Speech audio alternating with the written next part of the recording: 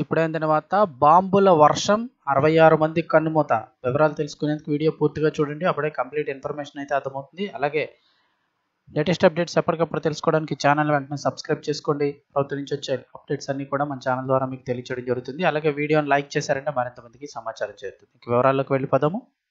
Israel Hamas మధ్య కొనసాగుతున్న సంఘర్షణలో భాగంగా గాజా స్ట్రిప్ ఈ స్ట్రిప్ అయితే కనుక ఇజ్రాయెల్ మరోసారి విరుచుకుపడింది. ఈ దాడుల్లో ఇప్పుడు కనీసం 66 మంది మరణించారని, అలాగే 100 మందికి పైగా గాయపడ్డారని గాజాలోని ఆసుపత్రులు వైద్య సిబ్బంది తెలిపారు. ఈ దాడులు శనివారం రాత్రి నుంచి ఆదివారం ఉదయం వరకు కొనసాగాయి. ఈ దాడులు గాజా స్ట్రిప్ అంతటా ముఖ్యంగా చూస్తే ఉత్తర దక్షిణ ప్రాంతాల్లో జరిగాయి. ఇజ్రాయెల్ వైమానిక నౌకాదళం దాంతోపాటు భూదళాలు కూడా అంటే మొత్తం 3 దళాలు కూడా ఈ దాడుల్లో పాల్గొన్నాయని తెలుస్తోంది. అలాగే ఈ దాడులు గాజాలోని శిబిరాలు, గృహాలు, ఇతర పౌర ప్రాంతాలను లక్ష్యంగా చేసుకొని జరిగాయని పాలస్తీనా వైద్య అధికారులు తెలిపారు. ఎందుకంటే అన్ని ప్రాంతాల్లో కూడా దాడులు చేస్తున్నారు. ముఖ్యంగా చూస్తే టెంట్ శిబిరాలపై జరిగిన దాడిలో పెద్ద సంఖ్యలో బాధితులు ఉన్నట్లుగా తెలుస్తోంది.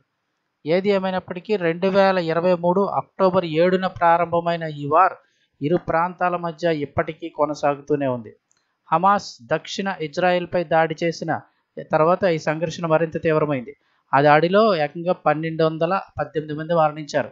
కాగా ఇప్పటి వరకు గాజాలో ఇజ్రాయెల్ దాడుల్లో సుమారు 55,000 మంది మరణించారు. ఈ సంఖ్యలో సుమారు 3వ వంతు అంటే 18,000 మంది కంటే ఎక్కువ మంది పిల్లలే ఉన్నారని అయితే చెప్తూ ఉన్నారు.